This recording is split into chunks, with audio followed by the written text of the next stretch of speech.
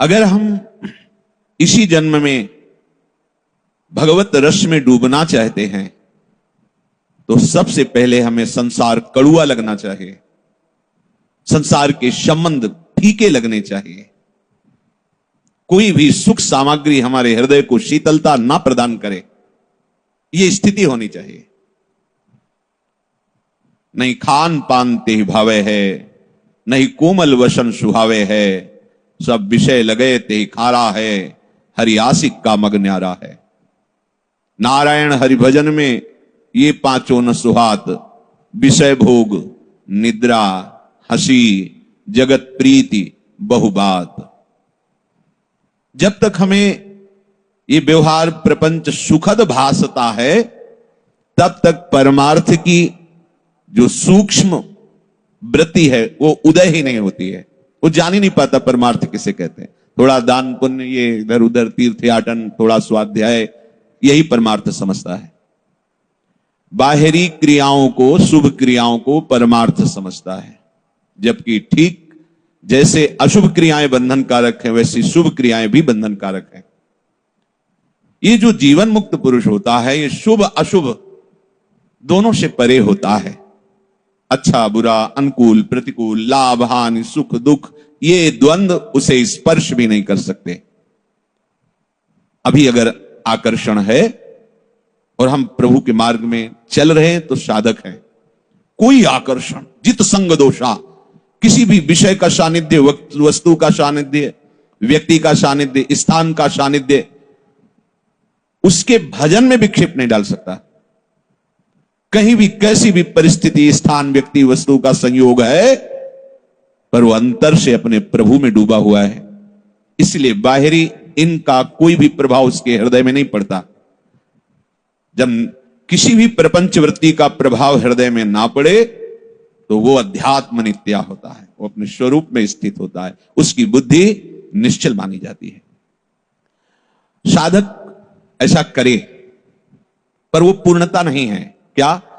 जितने भी विषय निषेध किए गए हैं उनको रूप से त्याग दे, उनका सानिध्य स्वीकार न करे, पर अपने को इतने से त्यागी ना मान ले, क्योंकि ये त्याग अभी किसी काम का नहीं है। हमारा मार्ग पुष्ट हो इसलिए हमने बाहरी विषयों का त्याग किया, पर उन विषयों में सुख बुद्धि है। जब तक सुख बुद्धि है तो समय भले व्यतीत कर लीजिए, यदि सुख बुद्धि नष्ट नहीं हुई तो भ्रष्ट होना पड़ेगा। बहुत ये सूक्ष्म बात है। हम भोग नहीं भोग रहे, हम दूरी बना के रख रहे हैं हर विषय से जो भगवत विरोधी है, पर उसमें हमें सुख बुद्धि है कि है तो इसमें सुख। जब तक ये नष्ट नहीं होगी तब तक हम त्याग वैराग्य के मार्ग में चल रहे हैं, पर हम वैरागी हैं नहीं। भोगों में सुख बुद्धि, और भले हम भोग नहीं रहे तो वो अभी त्याग नहीं हुआ है। जो सुख बुद्धि है उसका त्याग हो जाए तो साधक सिद्धावस्था में बदल जाता है। प्रभु कह रहे विषया विनिवर्तन्ते निराहारस्य देहिनः रसवर्जम रसोप्यस्य परम दृष्ट्वा निवर्तते। कोई निराहार रहकर इंद्रियों को विषयों से हटा करके बाहर से तो निवृत्त हो गया, पर उसमें जो सुख बुद्धि है, रस वृत्ति है, वो निवृत्त नहीं हुई। ये साधक में होती है।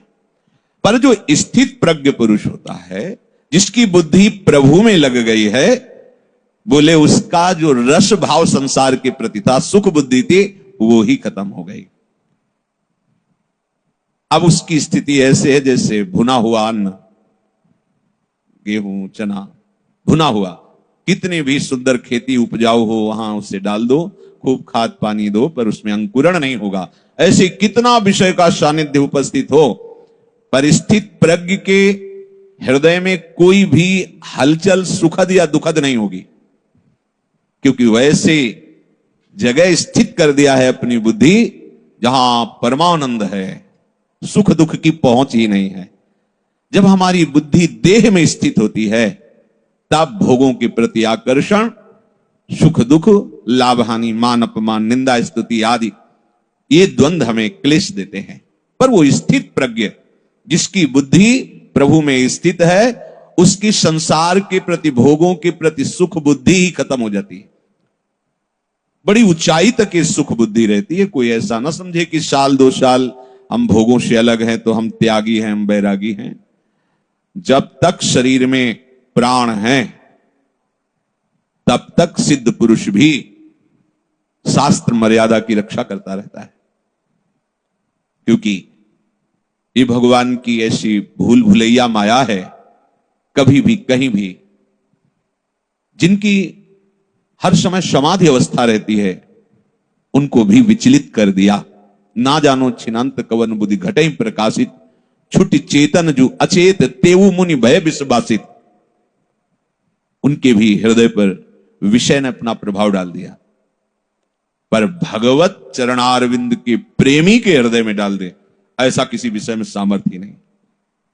श्रीपाद प्रबोधानंद जी महाराज वृंदावन रस महिमा में कहते हैं, भगवान की मोहिनी अवतार में भी सामर्थ्य नहीं है कि राधा चरणारविंद की आसक्ति वाले चित्त में अपना प्रभाव डाल दे। जो गोरे चरणारविंद की आसक्ति से युक्त हो गए हैं, उनके हृदय में भगवान के मोहिनी अवतार की भी सामर्थ्य नहीं, जो महादेव जी को भी विचलित कर दिया।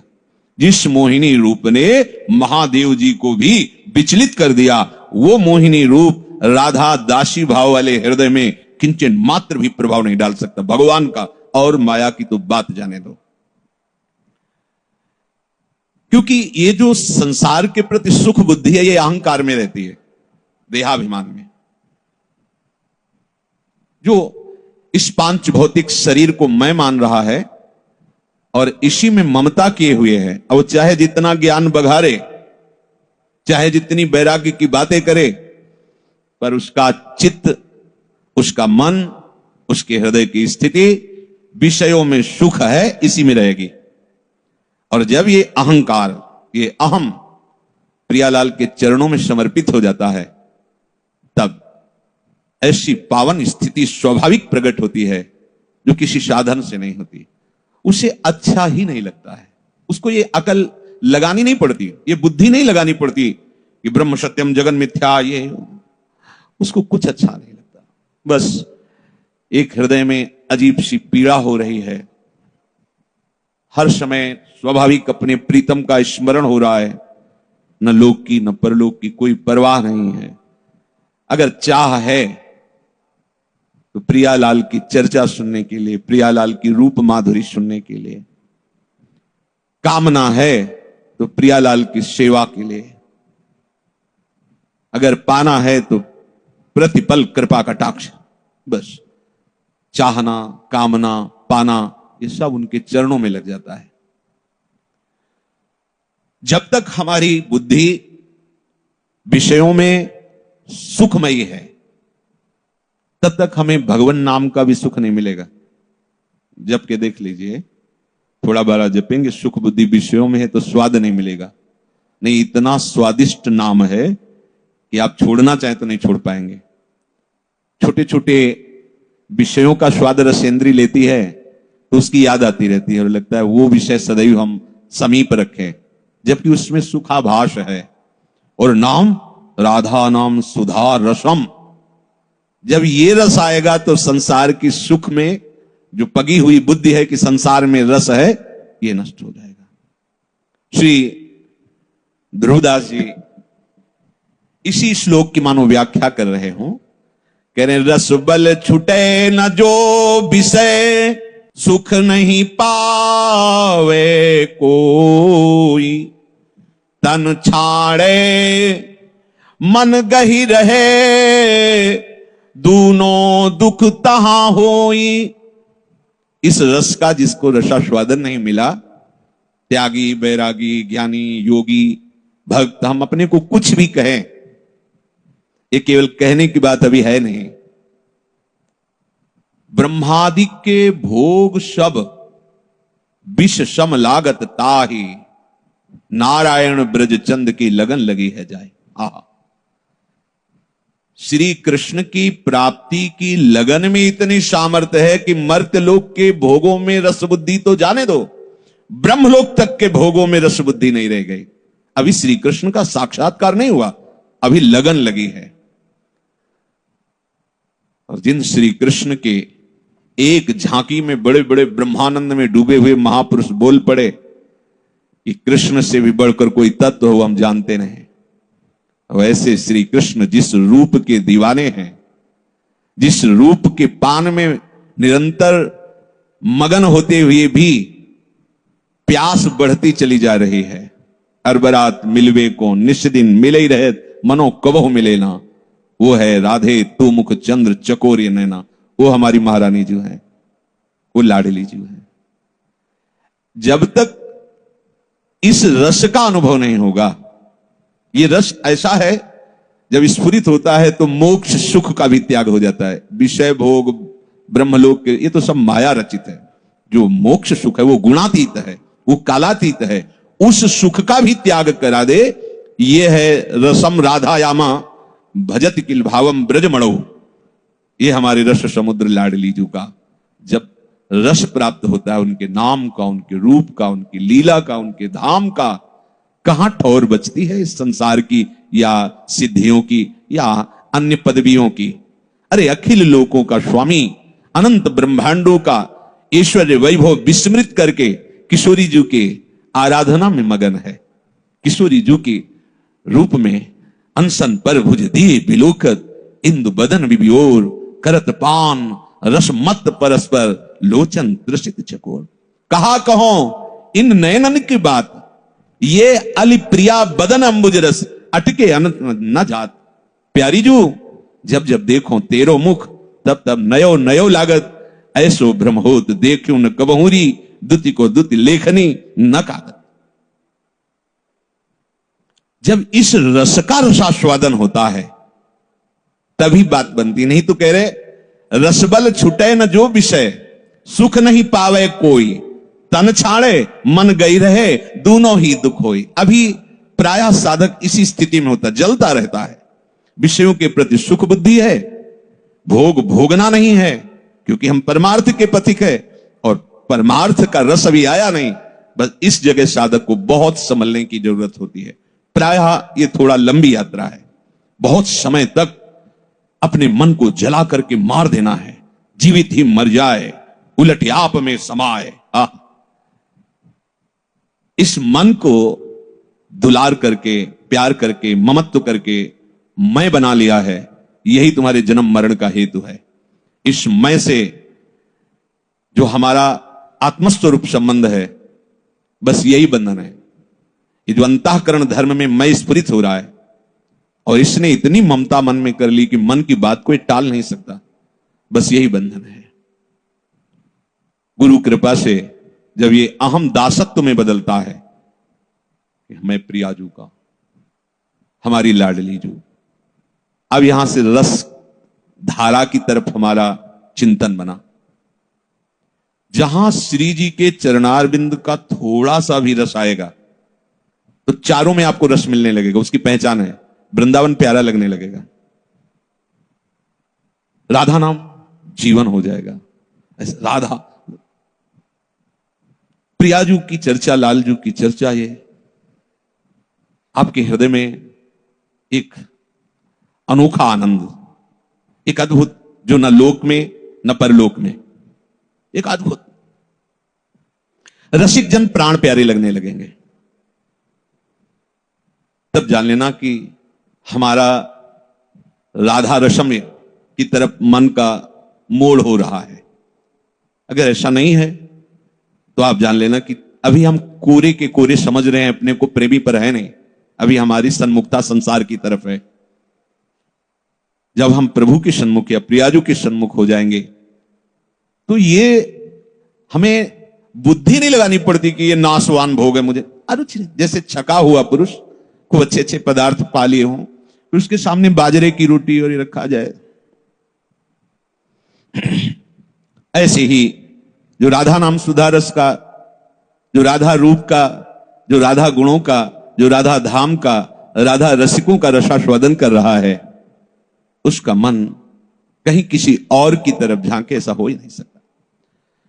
तो ये जब रस हृदय में स्फुरित होता है तो कह रहे रसबल छूटे जो विषय, तब ही लहे सुख मूल, जैसे आतप को तप्यो पावे सरिता कूल।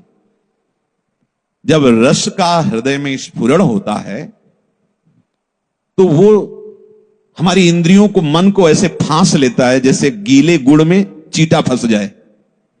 गीला गुड़ हो और चींटा फंस जाए, अब वो क्या करेगा? बस वो मर ही सकता है, दूसरा कोई उपाय नहीं। आप निकाल भी नहीं सकते, उसकी टांगे टूट जाएंगी, उसमें फंस गया ना बहुत। ऐसे ही ये कच्चे सूत से बंधी हुई इंद्रियां हैं, कच्चा सूत जरा में टूट जाता। ये जो भोगों की तरफ लगी हुई ना, दम नहीं इसमें। कब ये बात कह सकते हो? जब श्री लाडली लाल के चरणारविंद की तरफ सन्मुख हो गए हो। इनमें दम नहीं कि अब तुम्हें खींच सके, क्योंकि वो जो कच्ची डोरी थी उसे बर करके इधर बांध दी गई, और कच्चे सूत को बर दो तो बहुत मजबूत हो जाता है। हमारी पांचों ज्ञानेंद्रियां और हमारा मन अब किसी भोग की सामर्थ्य नहीं कि उसे घसीट सके। कब? जब श्री लाडली लाल के चरणारविंद का आश्रय ले लिया। यह हम साक्षात्कार की बात नहीं करते, यह हम आश्रय की बात करें। अगर ऐसा कुछ है तो अभी आश्रय में कमी नहीं। आश्रय दृढ़ होते महारानी जी कोई साधना नहीं देखती, ये अलबेली सरकार है, ये साधना नहीं देखती। निज जन परमो औदाद वात्सल्य सीमा, कैसे तुम्हें बताएं, कहा कहो एक जीव सखीरी बात की बात बात। ये मेरा जन है, इतनी बात से श्री जी परम उदारता पूर्वक बड़ा वात्सल्य समुद्र बरसाती है उसकी तरफ।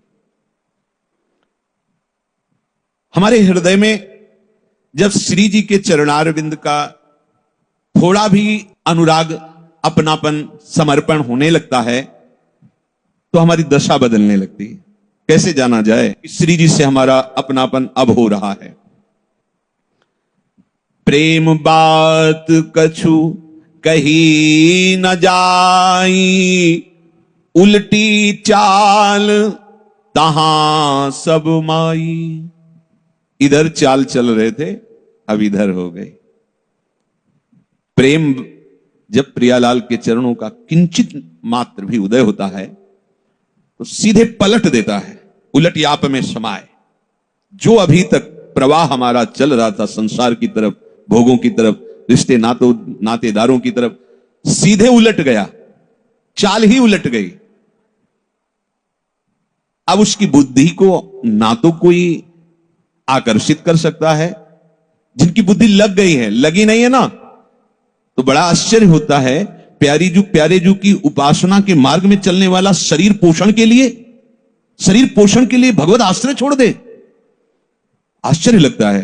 वो केवल अपने खान पान, विश्राम, देह आराम, सुख के लिए बाबा जी बना, वो भगवत प्रीत्यर्थ जीवन निर्वाह करने के लिए नहीं, केवल अपनी मन बुद्धि की अनुकूलता के लिए परमार्थ को अपने अनुकूल बना। परमार्थ किसी के अनुकूल नहीं होता, परमार्थ के अनुकूल बना जाता है। अब जो श्री लाडली लाल के चरणों का आश्रय ले लिया है, आश्रय समझना होगा किसे कहते हैं। प्रियालाल के सिवा हमारा कोई नहीं है। ये मुख से तो कहना ही है, पर हृदय में ढूंढ लो, कोई नहीं है। अगर है तो अभी आश्रय है और किसी का, वस्तु, व्यक्ति, स्थान किसी का भी। पूरा हृदय देख डाला, मिले केवल लाडली लाल ही, बस समझ लो अब आश्रय हो गया है। नान्य कोई वस्तु, व्यक्ति, स्थान, संबंध किसी का कोई भी अंदर नहीं। एकमात्र लाडली लाल का भरोसा, एक आशा, एक बल, एक विश्वास।